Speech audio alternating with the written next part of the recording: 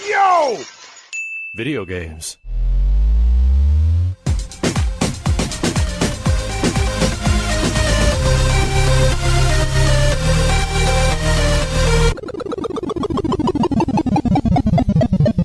What up, dudes, and welcome back to the Yo Video Games podcast. I'm Matt. And I'm Andrew.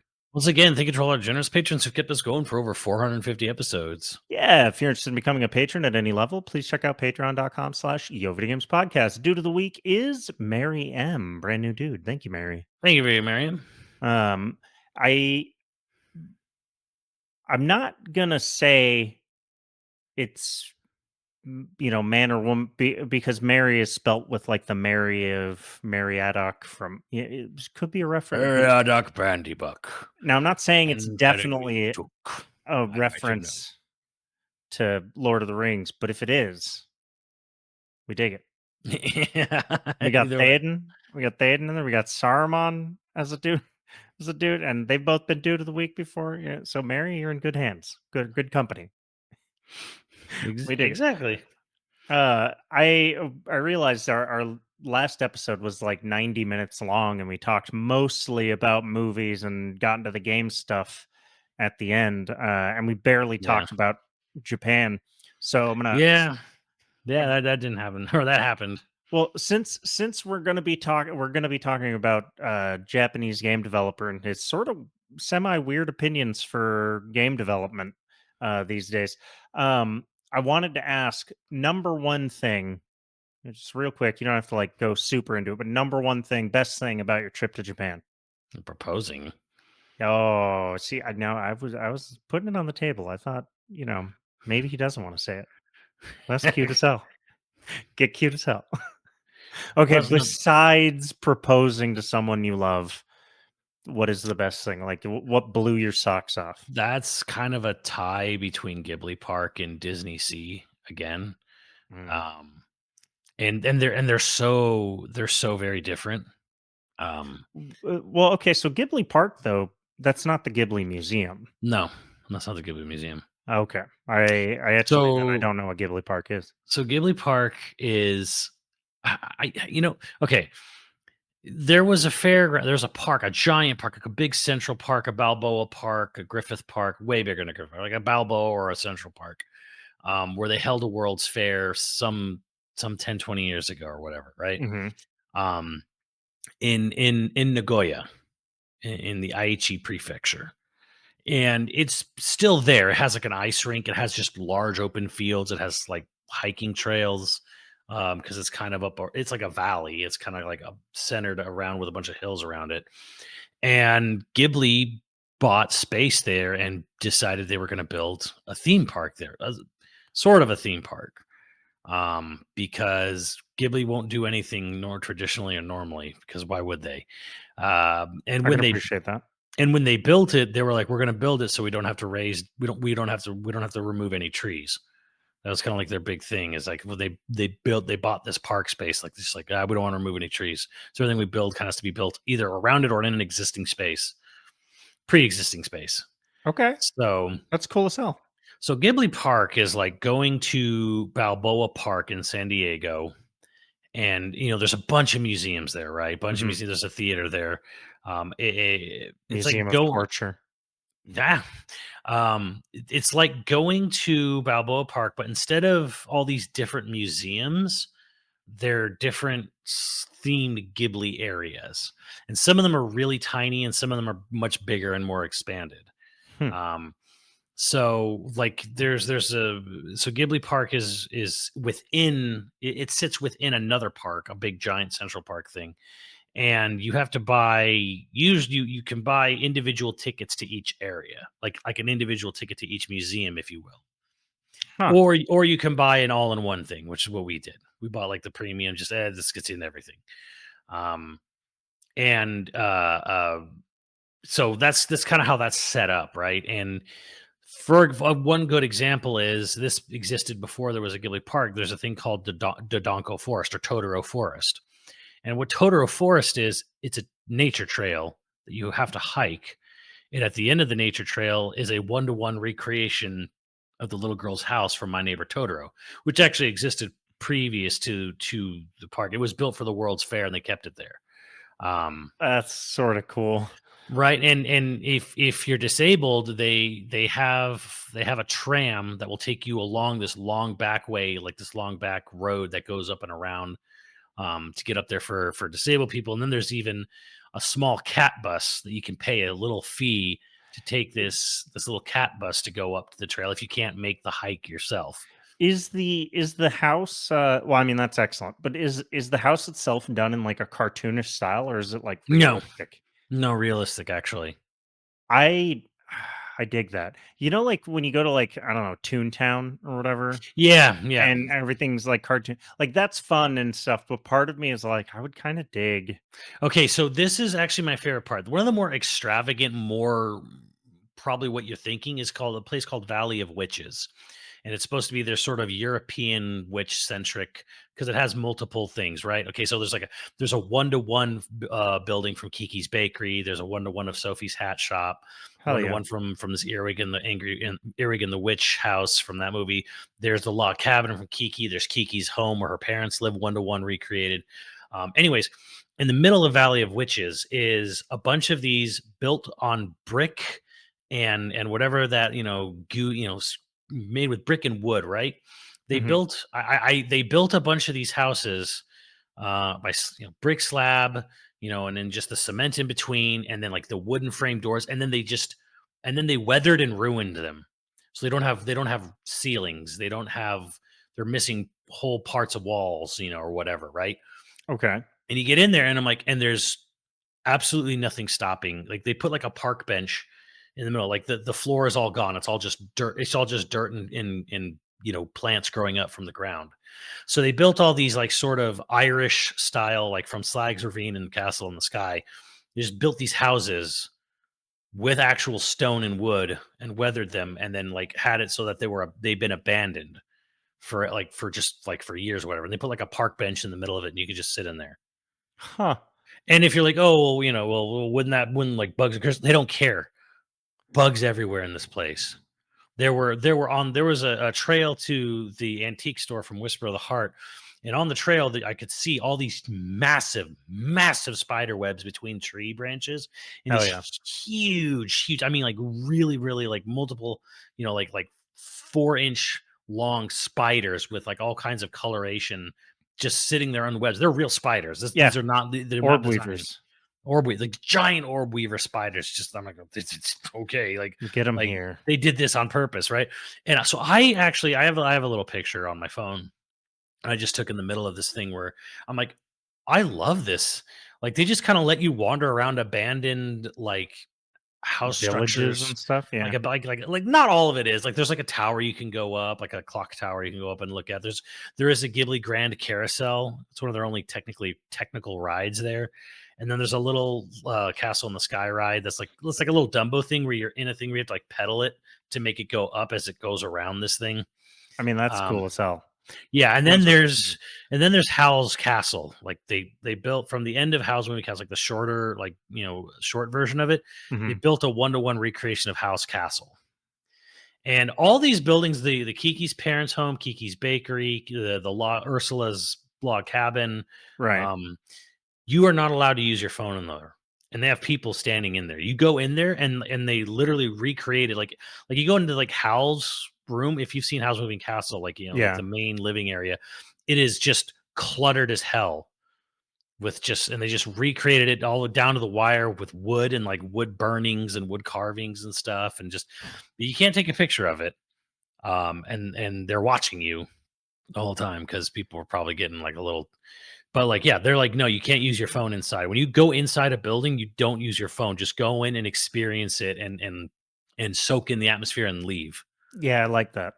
I like that a lot personally. So there's a lot of areas that are just like no shooting policy. You go into an area like no, like you go into Kiki's Bakery and they sell you Baked baked goods. bread Hell yeah. and they run out because if they run out of ingredients that day, that's it.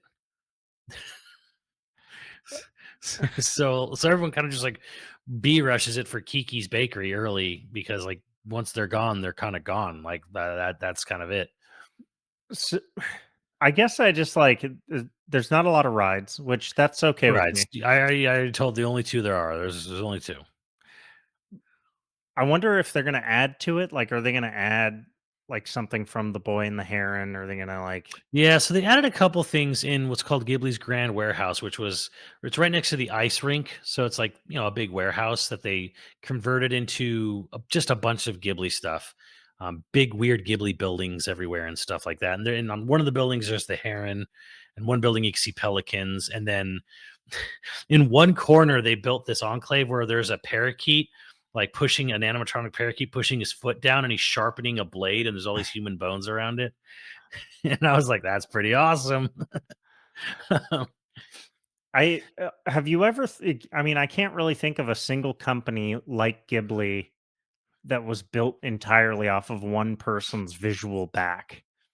Yeah, Like for the most when part. you think of Ghibli's visual aesthetics, it's all But Yeah, I they've published other films, right? Or yeah, published is not the yeah. right word, but Well, developed, made. There's like Takahata was the other big voice of Ghibli, but he didn't do as much as Miyazaki, even though he was Miyazaki's mentor. And my God, you should really watch the documentary for Boy and the Heron, and how much that movie feels like it is. That movie is just him processing Takahata passing away before him. Like, right. so, and, Takahata made Grave of the Fireflies. So, Yeah, uh, yeah, I did.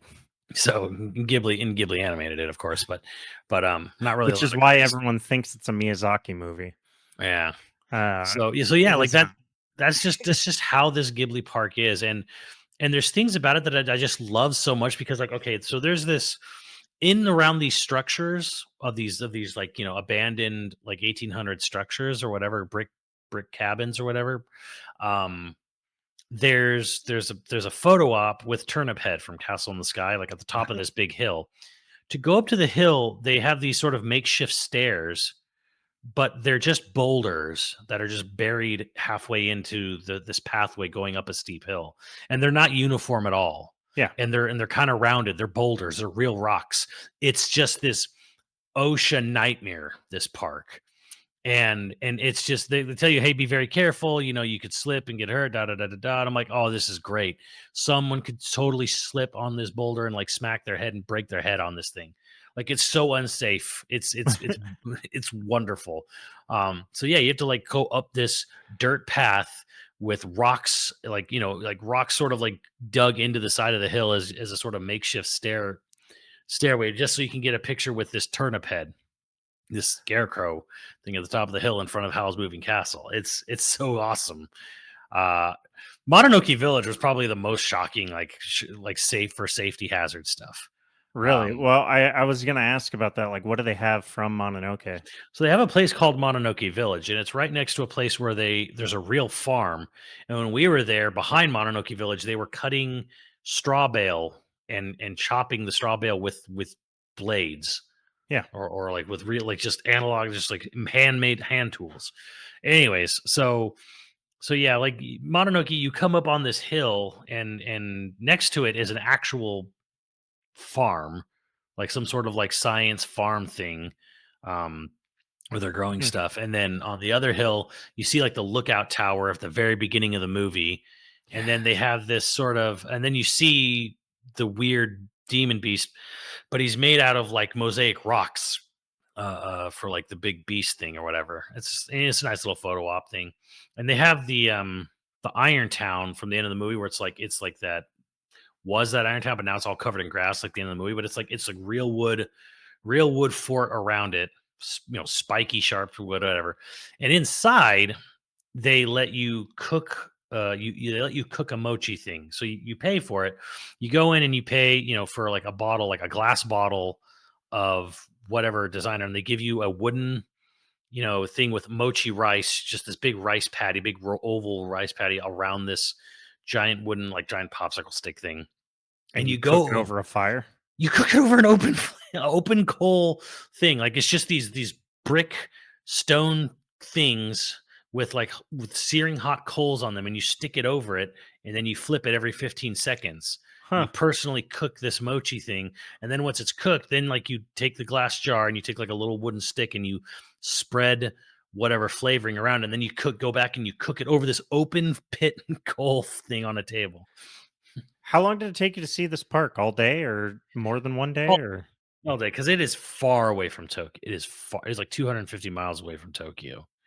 So we took a hyper express bullet train to get there and back. how long did that take? About an hour and a half. Hell yeah. Um, so so yeah, like it's just this is a park that does not have those safety regulations that you would expect. But it's honestly just all Well, the we more. won't either soon.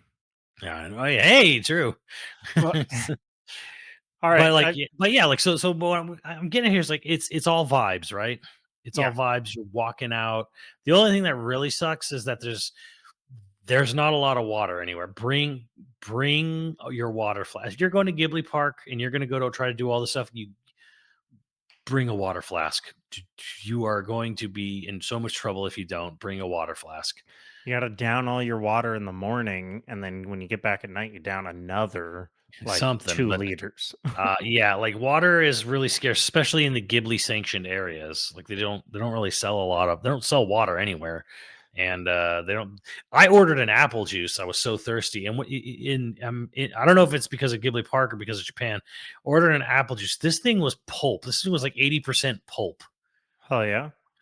Well, They didn't give me apple juice. No, they took an apple and they smashed it to hell and then put it in a cup and gave it to me. so in the 90s, the easiest way you could spot an American tourist was because they were wearing blue jeans.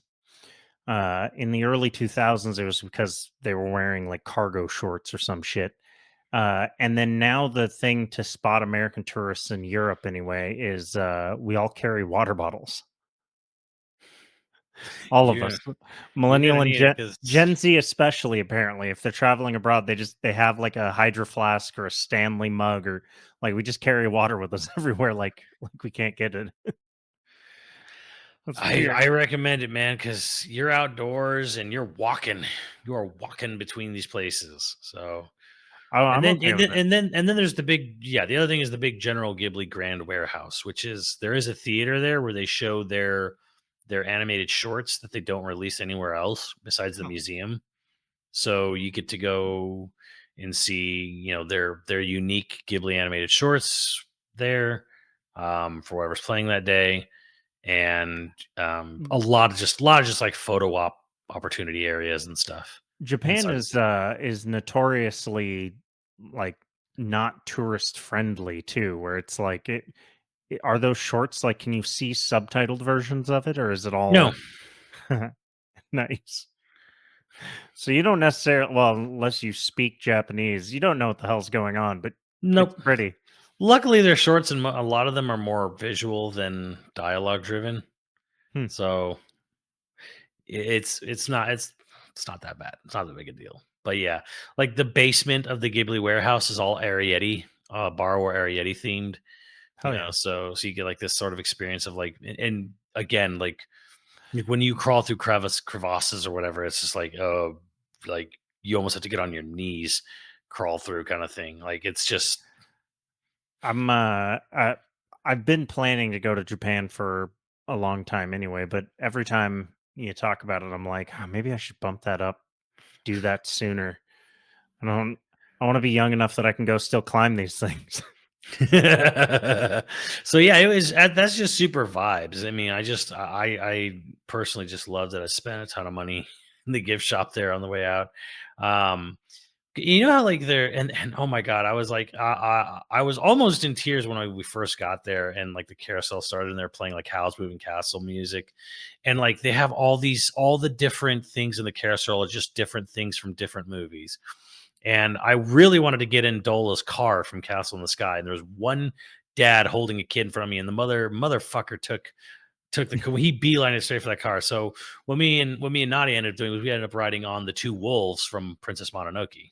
I mean, Uh, but that's still pretty which I was great. like, you know what, that's great too. So they have this really cool thing where, like, I don't know if you remember in Howl's Moving Castle, like the Witch of the Waste, the big fat lady, she's in this carriage, Yeah. and these two weird shadow goo men are carrying her, and then it's like that on the carousel, where like it looks like they're moving and walking while it's going around. Um, I mean, this Just does sound very magical. Like it, yeah, is it's it it's for children? it kind of is, but it's also kind of like, hey, it's meant to just sort of like experience. Like they want you to walk around, experience, be around nature, um, you know, have a snack or a light meal or something, and then go home, kind of thing. How expensive is this? Oh, it's not. It's like I think it was like $50 for everything. Okay. For the park for the premium park pass or whatever. Right. It's So like if you just want to go to one, it's probably quite a bit cheaper. But yeah, one thing they you do have to really you have to be really on the ball about when you're reserving because everyone's trying to get in. And they're limited. They only let a certain number of people in. I can go in. If you ever want, like, I can give you the personal breakdown of what you need to be doing to get tickets in there because it's just you to be there when they do it when they release tickets once every month. Ahead of time. Um, oh, so you had to get it. You had to get it before you even traveled. oh yeah, definitely, definitely. Yeah, that's the way I travel a lot. That's for Ghibli Park. Like you're not there's no just going there on the day of. That's too Um, bad. it is too bad, I honestly. like to wing it. I like to fly by the seat of my pants. Oh yeah, but you won't be doing that at Ghibli Park, which kind of sucks just because of how like open and natural it is, and it's been open for a while now, so it's not like there's like these big rides there or these big attractions. There's no parades, there's no anything. They kind of just want it's very much designed around okay, you go here and you just Experience. explore, you Yeah. experience, yeah, like you Hmm. just vibe out at the park, which is very opposite from Disney Sea, which is luxury on luxury on luxury, and it's just the most expertly designed theme park in the world. And then their Tokyo Disney hotel like beats the shit out of our Tokyo, or I'm sorry, our Disneyland hotel. Like the Disneyland hotel that we have for the original Disneyland compared to the Tokyo Disneyland hotel is like it's like the difference between like Circus and like Venetian. How how dare you compare Disneyland to Circus Circus? And that's Are not you even to gonna? say our Tokyo, not even to say our Disneyland hotel is bad, but I'm like just All right. everything, like the visuals, what you get, like I'm just before we move on to the gaming stuff, I'm going to break it down for our international listeners who probably have never been to Las Vegas. Circus Circus, when it first opened, it was like the fun, cool place to go for about a year. And then it just became the most run down, and it's got a theme park in like this big purple dome. Maybe that did yeah, that get torn down the yet? Adventure Dome. No, I Yeah. think it's still there. And that used to be like real cool.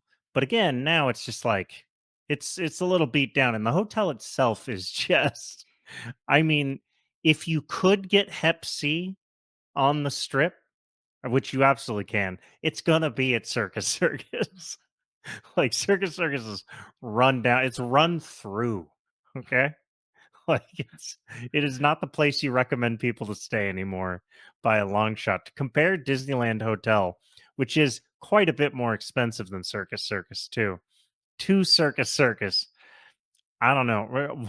Walt is just rolling in his grave right Well, that's what I now. was saying though. The thing I was thinking when I was at when I was at that hotel and at Disney, especially Disney Sea, I'm like, this is what he had in his head.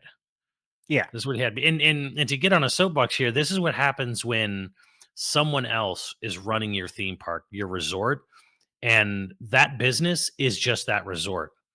So right. everything has to go into making this resort as good as you can. So for them, it is their lifeblood to make it the absolute best thing they can because that is everything to this company, Oriental Land Company, who runs it.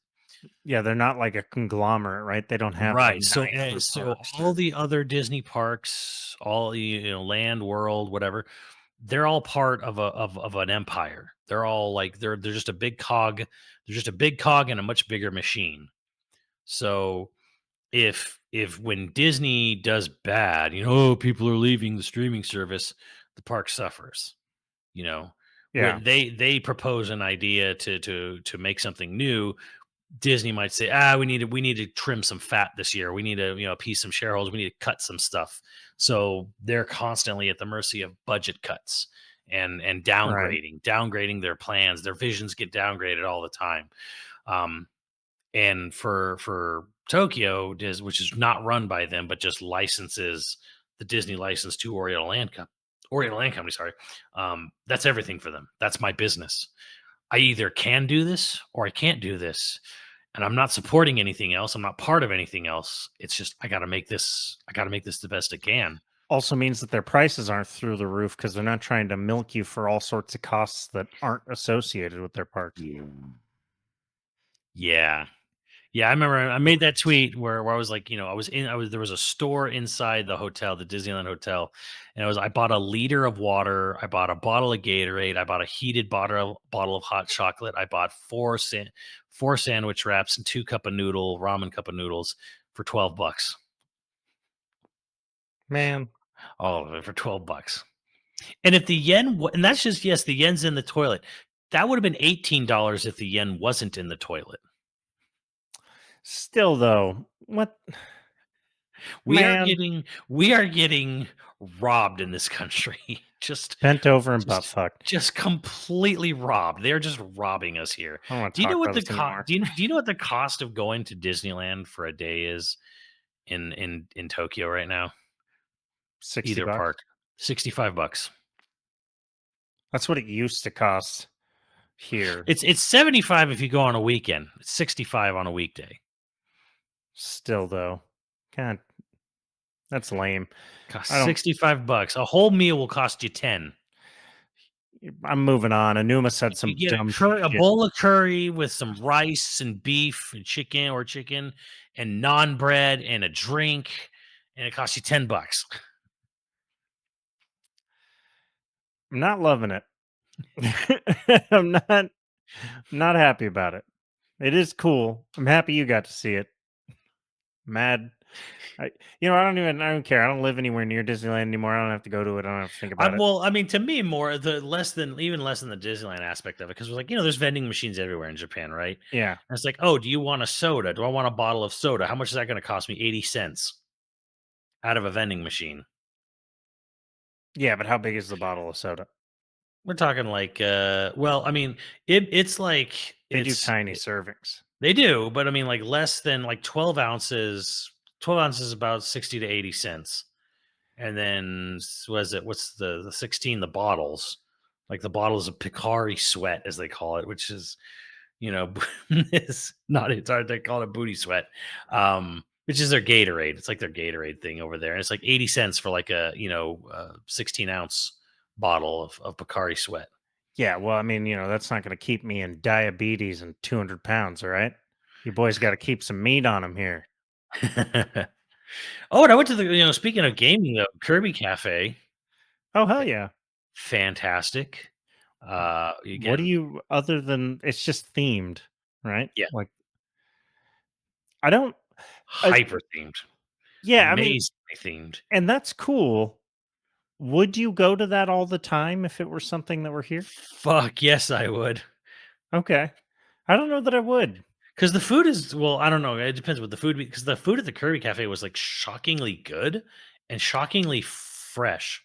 Because I ordered like a chicken burger there, and it came with like a little thing of like of spaghetti with it, like spaghetti and meat sauce, and then eggplant on top of it, Picture of the chicken before it was yeah, killed. and a little bowl of like cream of corn soup, and Huh. then the burger, which was the burger was basically a slider for us fat Americans, but the burger had like Waddle Dee's face on the bun, and it was colored like him and stuff, and Huh. little like potato wedges too, and it was just like it tasted like real food, like it tasted like what it was, like it wasn't processed to hell and back. Or had that sort of like, well, it has that fast foodness. That was the Kirby Cafe specifically, mind you. But I mean, Well, like, uh, like when we ordered the carb, you know what the carby is, right? The Kirby car carby, or he eats the car in the new game. oh, right. Yeah. Yeah, and it's made out of like gelatin and then like a cake base. And his little Kirby feet are actually apple wedge slices. We found out, um, stuff like that. They had like little wedges of kiwi and I guess it fruit would do in it. well here because people like the Grove and stuff like that, which is like Yeah, themed shopping I think. malls. Well, no, I mean, I've been saying this forever, and it's funny. I always hear pushback on this. You either hear pushback or people like, "Oh, we do have it here. You're just not paying attention." I'm like, no, we don't. Not like this. Well, I mean, yeah, we have themed stuff, but not quite to that degree. No way. Yeah, not like this. And I keep saying like you're all missing out on this because if you put it in the right place, like a city walk, like if they put a Nintendo cafe or a Kirby cafe in Universal City Walk, it would always do well. Yeah, Always do well. Like there's no instance where it wouldn't do well. Like there's no reality of that. Like especially in something that where the Super Nintendo World already is. Grove, like you put out and you pointed out too, like other like really big hubbub spots, right. places in Irvine, where it would do No, no well. one should ever go to Irvine. People in Irvine don't want to be in Irvine. There's a Let's Hello just Kitty admit it. cafe there. Yeah, and I bet it's empty all the time because No, it's I fucking know it's Irvine. no, it's not. Oh, is that the only reason to go to Irvine? That We went to and Irvine once. Coco Look what happened Ichiban. to them. Okay, So it's not fair. Do you even know what I'm talking about when I say that? there's multiple. Like, I've been there a lot, so I don't know which exact. There could be many things you could be referencing, Many Andrew. companies that that we went out there to see one time, and they no longer exist. Or if they do, it's sort of in a zombified state. I speaking of zombified state, is that no? I'm not going to do that to Aonuma. I was going to use that as our transfer over. We're halfway through the episode, and we could just do a Japanese episode. You could tell me more about your travels since I haven't asked you. I think there's not much more to say other than like the big time YouTubers. I don't know. People were saying one of them was Metal Jesus Rocks, and there was someone else. That got banned. You're talking about? No, no, no, no, no. They went to YouTube. They had a video basically telling you where all the good places were to buy video games. They've ruined it. They have absolutely ruined it. The big YouTubers have absolutely screwed over the used game market in Japan because now all of them are hyper aware that you're aware that English speaking tourists are aware of where the good stuff was. So if you think you're going to go to Japan and get a great price on Japanese video games over there, not anymore. It's over. Honeymoon's over. YouTubers absolutely ruined it for everyone. It sure seems like you could say that about a lot of things these Because days. and even on those podcasts when I went there the first time and all my streets, there were places and I just won't say them anyways. But there are places I never name drop because I didn't want people going out there and doing this on purpose. But they've all been. I mean, I could say them now because hey, it's ruined. Who cares now? It doesn't matter. But yes, all of the offhand, all of the good spots, all of the secret local knowledge spots to get used video games for good prices, gone. The only thing that's cheap video game wise there now is the systems themselves, because most people aren't out to collect the Japanese video game system itself. They're usually just there to build up a game library collection or whatever, right? Hmm. Like most collectors aren't looking in the market for hardware as much. So a Sega Saturn costs $23 out there. Um, Hell a yeah, a top loader. You know what I mean when I say a top loader yeah, NES. yeah. That it's $60.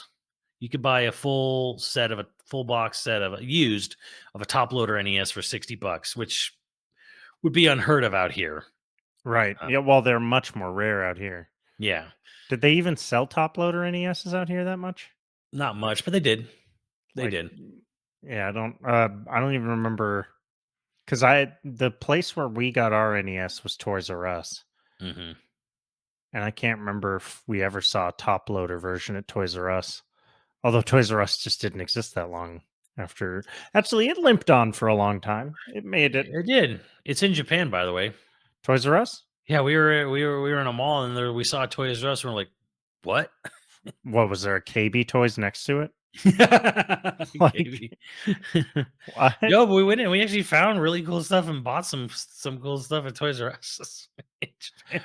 There used to be this KB Toys next to me where I grew up that had an entire section like of Lego. It was Lego toys, but it was like this little squared out area where you could go and they had open versions of the Legos that you could buy to Hmm. like build on a table to like entice you to buy the thing. Yeah, yeah, yeah, yeah. No, I saw something like that there. Yeah.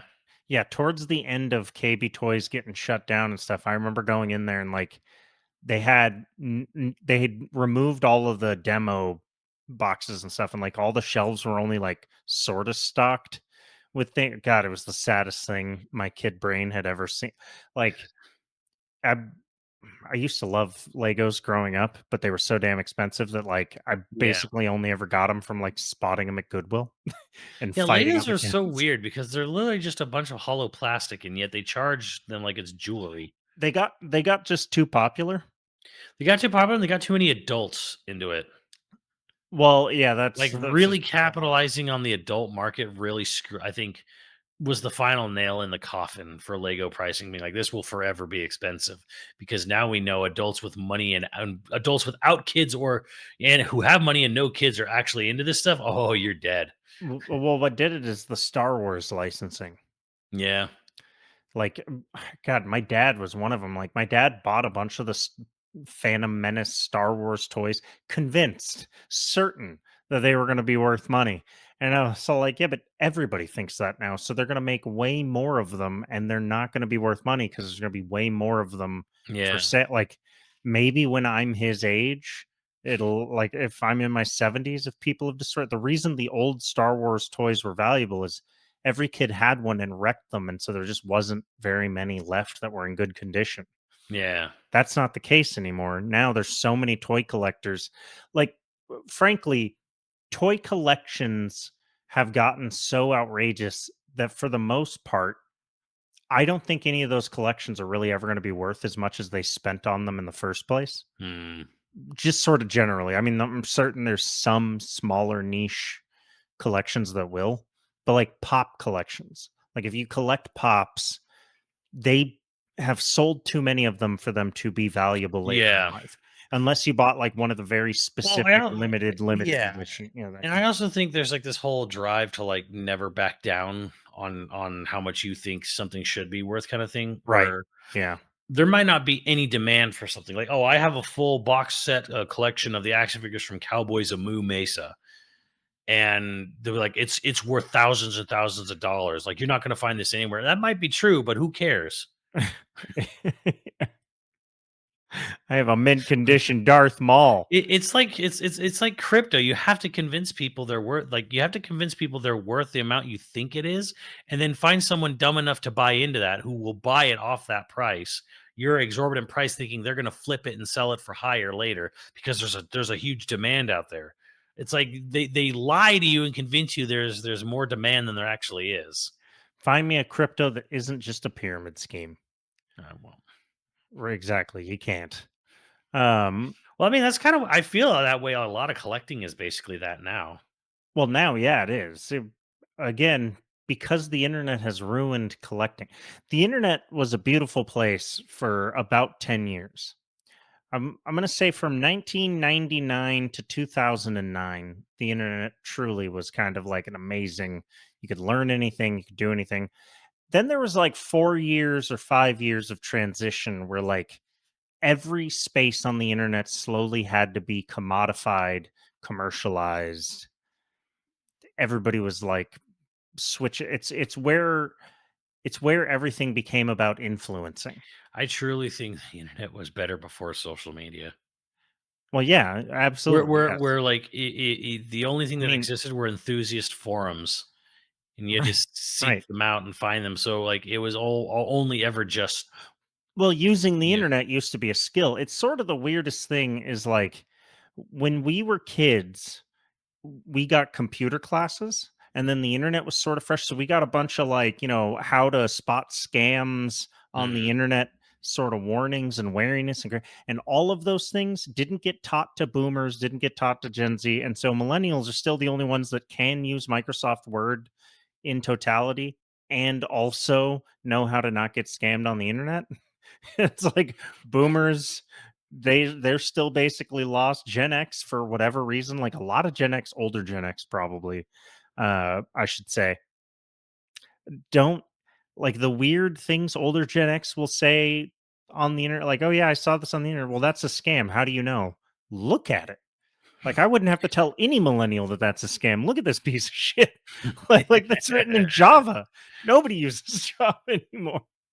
And it's like then Gen Z is this everything is tablets and touch manipulation, so they don't really like I'm sure there's plenty of Gen Z. I know I'm being general, but the point is like it's this weird the internet was beautiful. MySpace was the last good social media platform, and then everything got all fucked.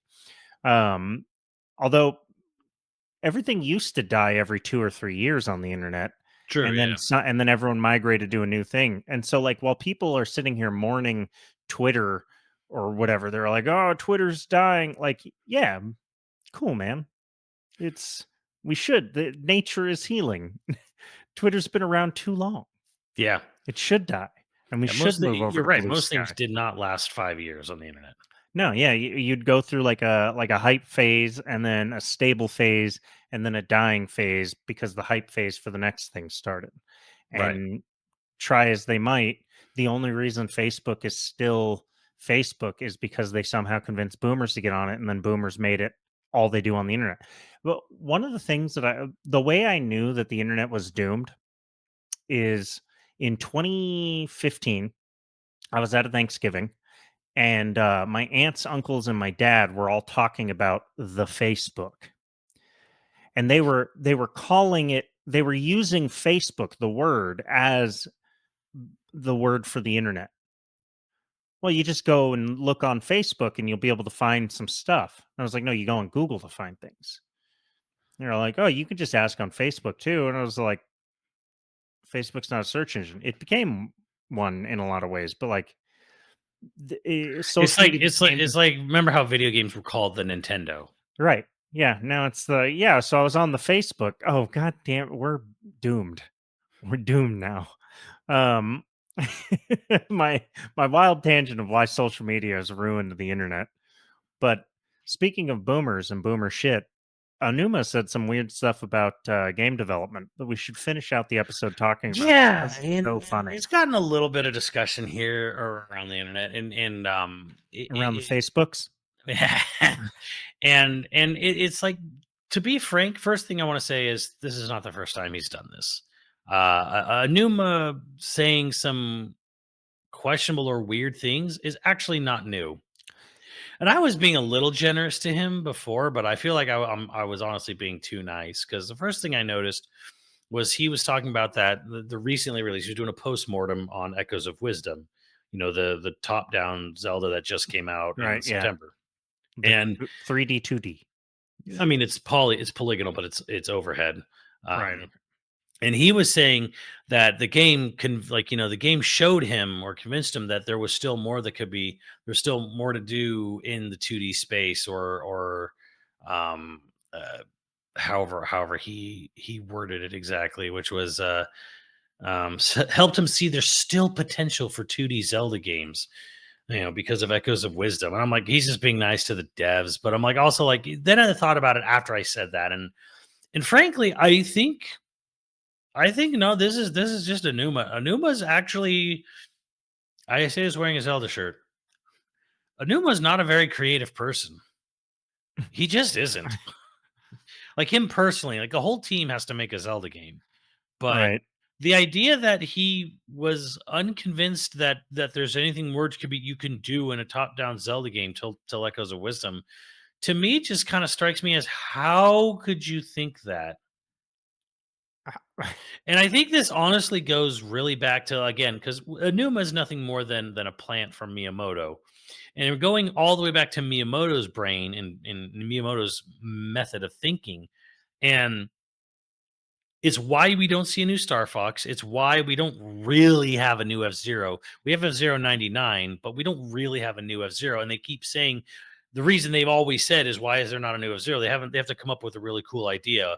And that's Miyamoto's whole thing, is like, if I can't come up with a new gimmick, if we don't come up with a new gimmick, we're not going to make a sequel. We're not just going to make a new version of a game, or just a better version, which they have absolutely done to their highly successful games. So he's Miyamoto himself has always kind of been full of shit on that mentality, but it's only true to it to an extent if the game doesn't sell, or if the game flops or whatever. But anyways, um But he does. I think he really does do this thing where like he doesn't want to do a new version of a game unless he comes up with a new gimmick, and I think this is why Anuma was handpicked by Miyamoto to lead the Zelda team, and he has the same mentality. And I don't think he's a very creative person, honestly, because how could you sit there and say there's nothing more that can be done in 2D Zelda? You know, until someone, the Echoes of Wisdom team, Grezzo, came forward with their pitch and their idea, you know, and had to convince you that there is more to be done. And I'm like, how could you even how would you even get to that point? Like, how do you think that? Like, Well, really? it's You really think like the overhead perspective has been completely tapped out of all potential? it has been 20 years of delving into 3D though, so 25 years of delving into 3D. So maybe he just hasn't thought about it like that in a while. Yeah. You know, I don't know if I'm comfortable saying he's not a very creative person when he is responsible for at least a couple I, of the best games of all time, right? Isn't he the you know, director? And I gotta look him up. Wasn't he director? Yeah, he's director and dungeon design for Ocarina of Time, he's the Majora's dungeon. He Mask, was and the Wind dungeon head. He Waker's. was not. He was not the director of Ocarina of Time. He was that. He designed dungeons for that game. Okay, well, he was the director of Majora's Mask. It says, Correct. He was the director, and his main role was the crit path in the main dungeons for Majora's Mask. and like director of W- Twilight Princess, Twilight Princess, Wind Waker. Spirit Tracks, the absolute best Yeah, one that they've ever made. yeah. But the point is like I think he's around creative individuals, and they come up with ideas and pitches, and he thinks they're good, and then he goes ahead with them. you think he's But just like a really good project manager and yeah, just he's good at mostly. getting. I would say that if anything, he is good at sort of like. Well, he also. I mean, I don't want. I'm not saying he's untalented. I'm just saying he is. He has said things before, which strike me as odd in a weird sort of way. And it's not just. And again, this is not the first time because let's not forget, Echoes of Wisdom is the first time in 35, more than 35 years, all rounding, getting close to 40 years now. We are almost at the 40-year mark for Zelda. And this is the first time outside of the CDI, which we won't count, that Nintendo has ever thought about making Zelda playable as the main playable protagonist in their own game. And Wild. his exact words, Anuma's words in 2016 when asked about why, you know, how come we can't choose a female Link, he says, well, you know, we have the story reasons why, so we thought maybe we should make Zelda playable. But when we were thinking about, you know, what to do, if we made Zelda a playable character, then what would Link do? So we gave up on that idea. His own fucking words were that, oh well, you know, if we made Zelda playable, we don't know what we would do with Link, so we just kind of gave up on the idea. How can you be that creatively bankrupt? Although knowing what he said with the whole story versus gameplay hook thing, maybe he really is like he can only choose one or the other. If he gives himself a story reason, he can't think about gameplay reasons for other characters. He Well, has to. and I feel like, yeah, and then that's the third thing that came out of his mouth collectively, which was, you know, how he reiterated how he never, you know, story is always the kind of like the last thing that goes in to a Zelda game. It's like, okay, he come up with the hook, the gameplay hook, and I don't necessarily think this is a bad way. This is not a wrong way. It This is is how they all did it for the yeah, longest time. Yeah. it's not a wrong. It is not wrong to come up with your gameplay first, and then come up with all the gameplay scenarios, and then put the story behind it. It is not wrong to do that. It's not bad to do that. It's not anything. It is in no way a negative. It is in no way negative to do it this way. This is a totally fine, legitimate way to design your game, Unless you want your game to have a coherent story, but unless that's you fine. want Yeah, right. The that's the other, only. but here's where my big but comes in, is that you absolutely could design a story first and then figure out gameplay changes around it. Like, what gameplay hook is going to be a pivotal plot twist? You know, like, like there's this weird thing. It's like, okay, well, like let's have a game where, okay, we talked about, like, let's say it's a prequel, and like we're gonna have a game set around the events that we described as a prequel. And they did it in Zelda. They've done this in Zelda as well. And it's like, okay, cool. So what's your new gameplay hook? It's this. All right, cool. And then you don't have to, like, the story doesn't have, the story is not going to dictate your gameplay loop. I struggle to think of an area where, like, well, we can't do this, we can't do this because the story says one thing, and I'm like, well, then compromise or write around it, like, Right. Yeah. again, You like, change. also, like, Yeah. should have, like, very, writing a story should have, like, a beginning, a middle, and an end, right? Or what? So, like, there's really not much more you need to think about. You could, like, okay, here's what our story's going to be. Here's where it's going to go, and then we'll just figure out the gameplay. I don't, personally speaking, here with limited game design development experience, I don't really see how one completely overrules the other. Like, I don't see how, like, okay, you had this story for this game. Cool. I want to do a game about this. Awesome. And then, like, well, okay, well, then I came up with this gameplay hook and I can't do the gameplay hook because my story is set this way. I'm like, well, then compromise or move, change shit around. Like, Well, it's one of those things where, like, I would really be curious because we know that in the past, the gameplay hook and the gameplay was built literally months before they ever started thinking about, yeah. the story. But nowadays, it seems like the story leads. They come up with the story before they start really building it. They might start building assets, but they don't.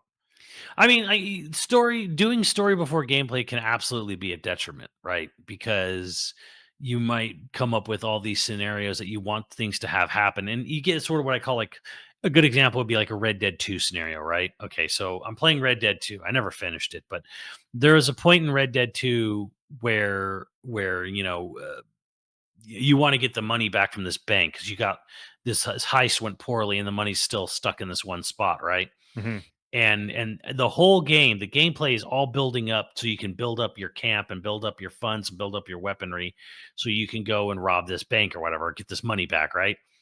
But I could go out and I could just become an amazing gambler, or I could just rob a bunch, or I could do all these other small robberies. I had more money on in my pocket than the money that was in the bank, that was this big dramatic, we need to get all this money back kind of thing. Right. So, like, I had this complete narrative dissonance here where it's like, oh man, we got to get that money back. We get to get money. We go to Tahiti, Arthur, like, Tahiti. And then I'm like, wait a minute, but I literally have $100,000 in my pocket, Right. 99 money. Like, forget the bank. I'll just go gamble. Like, so yeah, that there is where, like, you do get to these moments where your story doesn't even starts to not make sense, and I Well, get open that. world especially. Right, overworld Yeah. especially. So it's like, I get they kind of want to avoid that, but I think here's the thing: the gameplay first narrative can also itself get in the way a bit, where if the gameplay hook isn't great and then you've already sacrificed the story for it, you kind of have like a double whammy, right? Where it's like, okay, well, now nothing is thought out. And a big example of this to me would be Star Fox Zero. So Star Fox Zero has that weird gameplay, gamepad only controller thing with the two screens and the tilt run and the tilt controls and all that. Mhm. Nobody liked it. It was awful. It wasn't. It was never fun to actually control. And what is Star Fox Zero story wise? A retelling of Star Fox, which was retold in Star Fox 64, which was originally told on the Super NES. And they literally just went back in time and just, okay, well, we're remaking the first game again, again, again. It's the fourth remake of Star Fox. So there's Star Fox, then there's Star Fox 64, which is a remake, and there's Star Fox 64 3D, which is a remake of the remake, and then there's Star Fox Zero, which is a remake, of the original as well. And this is honestly where it kind of starts to show and hurt a little bit with Zelda, because they had a game between Breath of the Wild and Tears of the Kingdom where it's very clear they did the gameplay first, right? Because the story just within that game, because Tears of the Kingdom is supposed to be like a couple years or something after Breath of the Wild, and yet they have all these weird narrative things where a bunch of characters don't know who you are, who should know who you are, but they're just going off the assumption you never talk to them in Breath of the Wild or something. And then you have the whole thing with, so where did the divine beast go? Oh, they just disappeared. Just one day. Just one day, Just nobody questioned it because stuff happens in Hyrule, and then people just accept it. And that was like Anuma's and Fujibayashi's like response. It was like, oh well, they disappeared. Nobody really questioned it because it's Hyrule. Mysterious things happen I all the see you time. thinking about it. Don't think about Right, and then there's like the whole thing where, oh well, it's a game where Zelda goes back in time to the very first king and queen of Hyrule, and she has to do this. She's trying to do this thing to help Link in the future, in the present. I'm like, oh, but she didn't think to warn or write a very detailed explanation to her own father out about what was going to happen. In Breath of the Wild, that got her whole family killed and her kingdom razed to the ground. No, we're just going to let that happen. We're going to stop the thing that comes after this. it. Yeah, I. So It's one that's of them. those. That's them where there's like, yeah, they're showing you within their own two game series like how much they don't think about story and how much story can kind of get in the way in this. And really, would Tears of the Kingdom have suffered greatly if they thought a little harder about this? No, it wouldn't have. No, but the thing is like he's of that old guard where doing the gameplay first or prioritizing gameplay is all that matters, and that's like the traditional way to do a game. Mhm. Don't it's like I don't know off the top of my head. Like if he made a Splinter Cell game, like the entire story would be about a man in the shadows, or you Yeah, know what I mean. Like it wouldn't. He doesn't. Uh, he doesn't think about gameplay in like how do we make gameplay support a theme. He yeah, thinks about how do we make a theme support gameplay. right. And a part of me is like, well, they did it successfully for decades. Zelda is the perfect example of that. Zelda has a nonsense story every single time. The most interesting things about Zelda's characters or Zelda's stories usually is our own speculation. Yeah. Ganon being an interesting villain, you really got to fill in some of the most interesting details yourself to make them interesting. Yeah, Like and they and had and to, and yeah, and I think that's kind of the problem here, and Anuma's right. following right in Miyamoto's shoes here from this honestly kind of Well, archaic design where here's the thing, I don't he's a think 61-year-old Japanese man who believes in tradition. 71, I think. 71? I thought he was only 61. So did I, but then, like, apparently I read somewhere he's 70. I don't know, we can double check that. Um, I think he might actually be 71, but here's the thing, I don't think Miyamoto, when he makes a sequel, he doesn't want to make a follow-up, he wants to Right. but Miyamoto's idea of a sequel is like a remake. Everything's a remake because, like, okay, I'm not here to progress the plot of Star Fox. I just want to keep doing the same thing where it's like Team Star Fox has to fight Andros, who's trying to take over the Lilat system, and that's all he wants to do. That's all he ever wants to do. And I feel this is what's going on with Enuma and with Zelda. It's like Link has to guard Zelda and the Kingdom of Hyrule from Ganondorf, who's trying to invade, and that's what we started with in 1985. And God damn it, that's what I want to do Right. in It's 2025. he doesn't care. He doesn't want to think about the story at all. The story is a means to letting him Right. make the game. Right. And Yeah. frankly, that's fine. I mean, I think a lot of games like that, like Mario, it's totally fine that Mario's just sort of in this like endless loop of like fighting Bowser. Who cares? No, Um, Mario is clearly an allegory referencing Paradise Lost, or it is nothing at all. Okay. so So yeah, but the thing is like, okay, well, people enjoy narrative, and I feel like Zelda is a game that kind of wants to have a narrative. It's kind of trying to have a narrative, but they kind of just keep repeating themselves over and over because in their minds, the thing that makes Zelda Zelda, and they're maybe they're right, is that what makes Zelda Zelda is always its gameplay hooks or whatever. And but I don't always think Zelda always has a great gameplay hook. Spirit Tracks is balls. Phantom Hourglass is not good. Honestly, Wolf Link was kind of half baked. Honestly, like that being This is your big gameplay hook is like it's okay, but it's not fantastic. human nature looks for stories. It's in human nature to look for stories. Yeah, So even if you don't, you have Mario, which basically has no real story at all, but people over time have built a story out of Mario. yeah, Whether they do it or not, you get a game like on Super Meat Boy or something that just like people look for a story. They hmm invent a story in their head yeah, because people connect emotionally with stories. Like, hence the great ape war on the internet, trying to detail and describe every Donkey Kong game in chronological order. Right.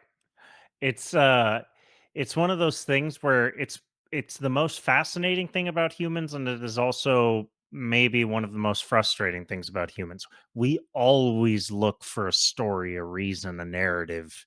I mean, the whole reason that we give animals and insects and things, emotions, or like, thoughts. Yeah. Spiders are evil, snakes are evil.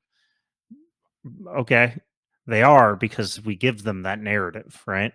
Um, you know, it it doesn't really it is weird to me that that Anuma and I guess Miyamoto don't care about narrative at all, because they have to know that narrative matters to humans everywhere. It is universal. There is no culture in the world where narrative doesn't matter. Stories matter, period. Whatever Mhm. the vehicle is. So, it's not like in Japan, no stories mean anything. Like, where like they just don't care about these two individuals, and the gaming industry for the longest time did not care about story. Story was an afterthought because frankly, most of the people involved in gaming for the first 20 years that video games were a thing, were programmers first. They didn't know Yeah. anything about Yeah, yeah, stories. They yeah, didn't know how to yeah. tell stories. They didn't know what made a character good. You know, it's like Joust technically has a story on the box somewhere. They hired somebody to come up with a blurb about fucking Joust. Yes. Yeah. And I think Anuma is a traditionalist, Miyamoto is a traditionalist. So I think that a lot of this is it sounds to me like Yeah. Anuma's trying to sort like he lives in a world now where games are dominated by narrative. They are a storytelling device now, not a gameplay device. And And this and, is and again, and I also want to clarify too, like, narrative can be problematic if you focus too hard on oh one. yeah, absolutely. Yeah, David Cage, look at you. Come on. Yes. But my point here is that like games shifted from a puzzle slash gameplay vehicle, High score. right? Games aren't necessarily about gameplay anymore, and that's something insane to say, but it is true. Games are storytelling devices now. Now, games, everything in a game for the vast majority of games are subservient to telling the story, whatever the Mhm. story may be, good or bad. You could argue, and actually it'd be an interesting argument to go back and forth on whether or not that is good or bad for games. Part of the reason I think that gaming is as big as it is now is because it switched to a storytelling device. Right, because some people value that who don't value frankly, there's people who don't value the gameplay that much. They don't care about your hook. The They're actually major the majority they're of actually people who in play it for game, the story. They're actually yeah, in it for the story. Not only they don't care about your hook at all. the majority of modern gamers, I guarantee you, don't give a fuck about the gameplay as much as they care about the story and the Which is, characters. I think, kind of It's sad, but insane. like, Yeah, because here's the thing, because then there's like, well, how are you supposed to like write like a narrative? Because I mean, Zelda, you have tons of leeway because it takes place over thousands of years. Look at the East series, which is on East 10 right now, yeah. which has been going since the 80s, and it's the same character. And even though the numbering is really bad because a lot of games take place between other games, they have a set chronological timeline. It's just 1 year in this character's life he did this, and then next year he did that, and then each new game is just one new year, one new 6 month block of time in this That's character's amazing. life. And it's silly, kind of, but it's also like they're also not really, because everything like super self contained. So there's only the minorest of references to like, hey, I'm on my way here, and then this happened, and then this game happened, and then I got there, and then that game happened, right? Right. And then the other side of this too, and we've talked about this, and I fully stand on this. Game series don't need to go on forever, especially narrative driven ones. Like, we Movie can get series don't need to go on forever. TV well, shows don't need to go on forever. Comic books should have died long ago. right? I kind of agree. I think, oh, we came up with Comic this book really series, I mean, yeah. we came up with this really solid ending, to this game, which works as like, a bookend of the game series. And it's like, is that really the end of it? Yeah. Like, okay, like Uncharted is always like the big one where it's like, okay, Uncharted 4 has like a definitive series ending. They made a little spin-off game afterwards, but it's like, okay, Uncharted's done, right? For as far as we know, they're not making Uncharted. They're not making any more Killzone. I don't know how Killzone ended, but like I'm fine with it. Not well, I don't think. Oh well. Like my beloved Xenoblade, I know we're getting X definitive, but it's also a sort of its own spin-off thing. The numbered trilogy, right, where it ended, if the company, if Monolith Soft said we're never making any more Xenoblade, we're done with it, we felt like we told everything we wanted to tell, we're going to move on. That's not what they said. That's not what they said. People love correct. It's like telling you, like, I don't know this, but like I know that's not what they said. But my point is here is, if they did, and if it was cool, Yeah, like, it's okay for something to be I done. would not be I would not personally be sad at all if they went and said, "Hey, we're done with this series. We're done with the franchise. We want to move on to new IP. We told our story. We're done." Awesome. Yeah. Awesome. You had a great definitive ending. Everything worked out. That's great. Like, okay, like, maybe, like, rather than just sort of series kind of like disappear for 10 years and then they come back and it's like a new gameplay hook but the same exact freaking story, what, like with Star Fox Zero, that's far less interesting than them just saying we're done with Star Fox. We're not making any more Not that like Star Fox deserves a better, exit than what it's gotten, with like Command or whatever. But like, if it was just like, hey, we made a bunch of Star Fox rail shooters, they ended, we got to this definitive ending for it.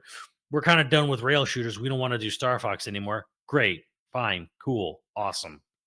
Like, Yeah, it's okay to die. because I don't like the idea of we're gonna remake the first game but change the gameplay completely, because so it's not a remake, it's not even there for your nostalgia, and it's not there to continue anything either. It's just there to completely change the gameplay of the first game with the story you already done multiple times.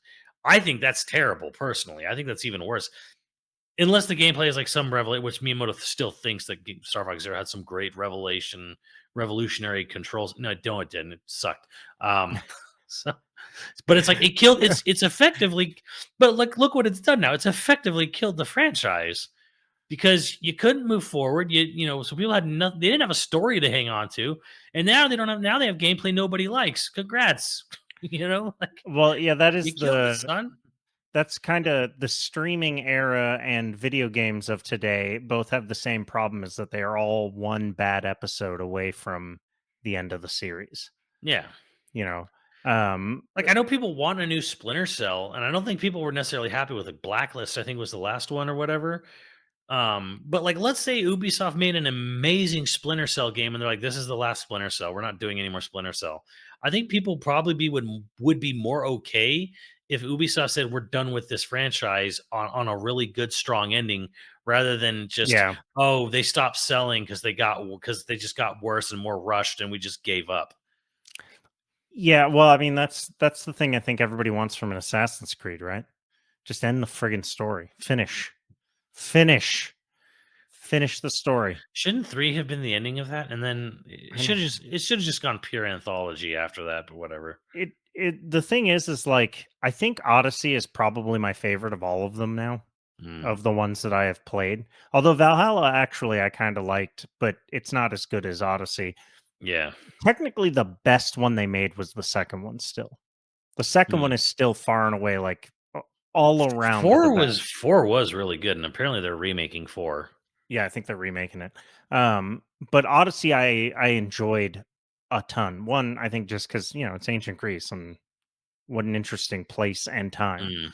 Mm. Um, I I don't know what to expect of the new one, but everybody's like, "Oh, finally Japan," and part of me is like, the reason they didn't do Japan for the longest time, they're gonna fumble, right? Like, this isn't gonna go over well. This is gonna be bad, and then they're gonna end. They're gonna stop. They're I gonna be hope like, "Oh, I it's guess we're done." honestly, I hope it's really good. Oh, I would love for it to be. I I, have higher expectations for Ghost of Yotei, obviously, but you know what? Fine, I don't care. Having two awesome, I never played Rise of the Ronin, but like having two awesome, open world Japanese Edo period now, I guess. samurai games, that sounds pretty cool.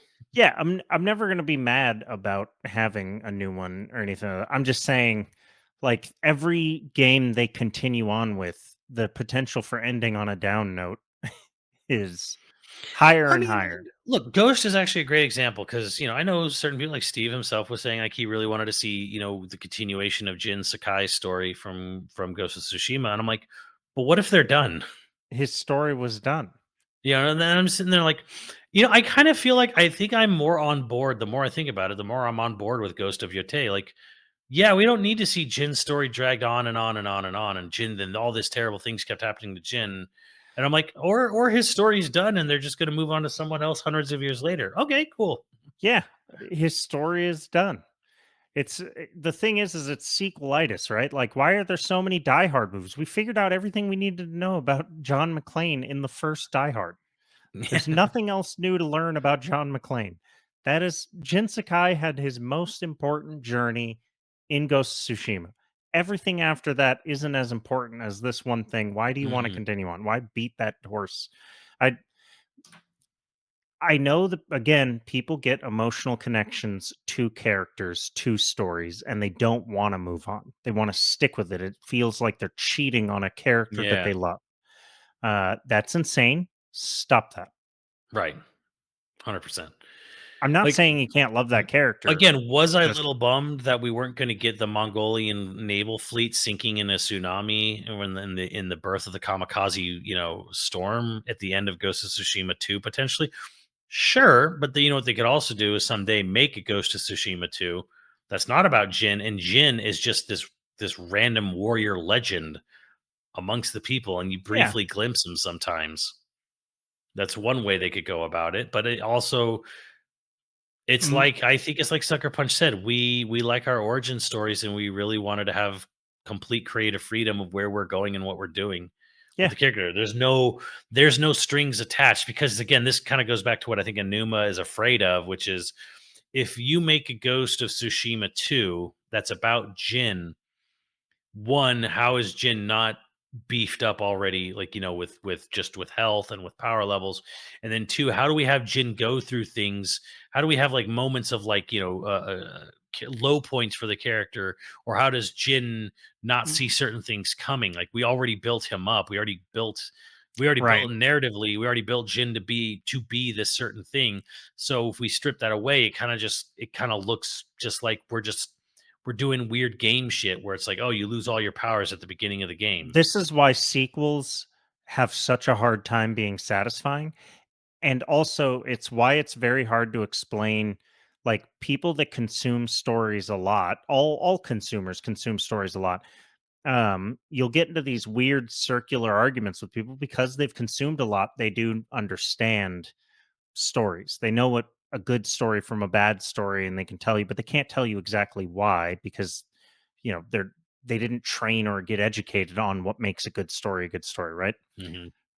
So you get into these arguments where you're all like, yeah, Jin can't have any growth because he's reached the newest version of him, the complete version of himself. Yeah. So you won't have a satisfying story if you continue with Jin.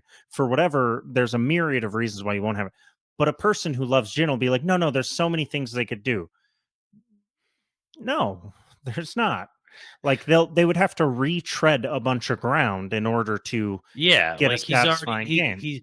he's been through the whole thing where he lost his friends, his family, he built up new friends and new family and yada yada yada. And like anything we do from this point on is going to be a retread of that.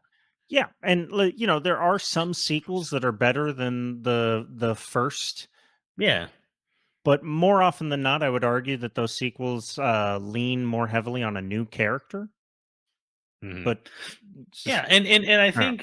think maybe what will happen with Ghost of Yotei is what's kind of a little bit of opposite of what's happening with like Anuma was saying with his whole gameplay first before story, where uh maybe Sucker Punch looked at, okay, well, there's a second Mongolian invasion, and then they went, not as interesting.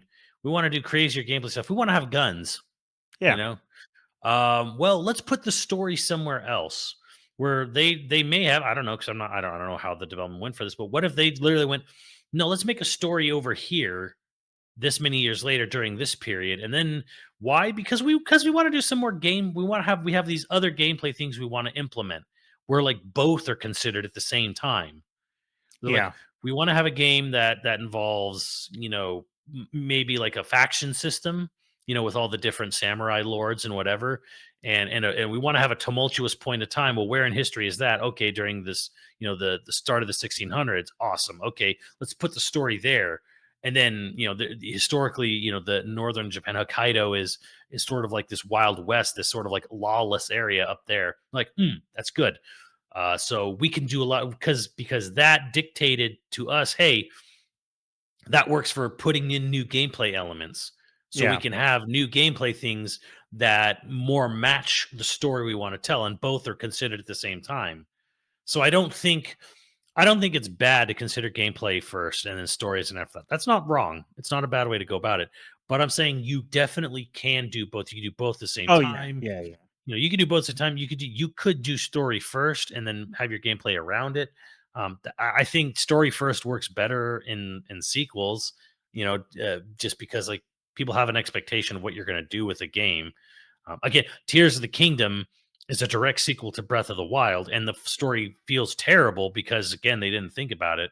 Whereas like we'll just have you fight Ganon. Well, who did we fight in Breath of the Wild? Calamity Ganon. So we're gonna fight Ganondorf in Tears.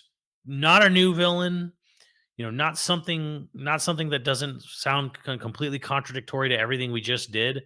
Whereas I think if you had thought about the story a little harder at the start of Tears of the Kingdom, it's 6 damn years of development. I think if you thought a little harder about the story, there would have been some very easy pitfalls to be like, all right, well, let's say, okay, maybe not I don't know, maybe we don't do a time traveling element, maybe we don't have it be Ganondorf, Yeah. maybe maybe it's a new villain, maybe it's a new thing. Maybe we could just do something different rather than something that seems like we're retreading the same fucking ground. But it's so afterthought for this team now, which is so frustrating for me that it's like, no, we're just gonna have literally just have Ganon on Ganon on Ganon, and I don't really care how stupid this sounds. Whatever, we don't care. Make game. I have sticky hands. Well, the older Resident Evil fans all want Wesker to come back, and they don't care that it's nonsensical. Whereas, like the new Resident Evil stuff, they're trying to make a somewhat And all I've ever sensible. done is had appreciation for Capcom to actually be stick to their guns. I'm like, no, he's Yeah, dead. And I'm like, that's kind of amazing. but older video game fans don't give a shit about story, not really, or they have a head canon locked in that.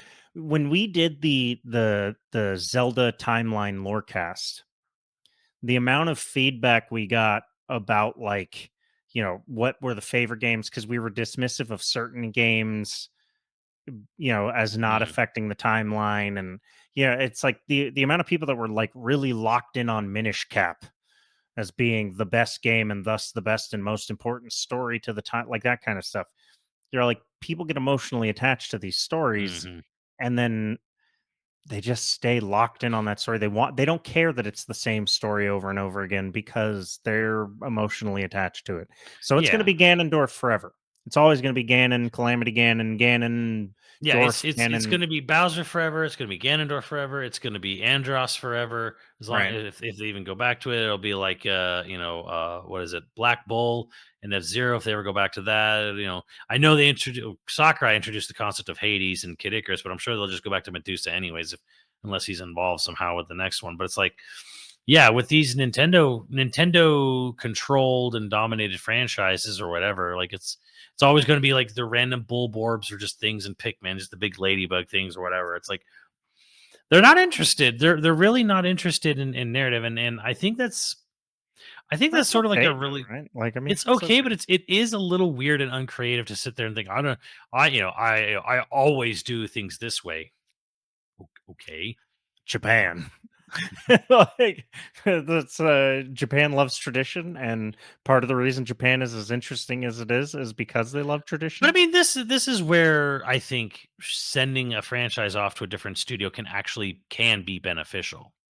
Well, Like yeah. for Donkey Kong Country, for Metroid, um, like just okay, having some Grezzo in this point with Zelda because of Wisdom, having someone else come up with their own thing can lead to fresher ideas.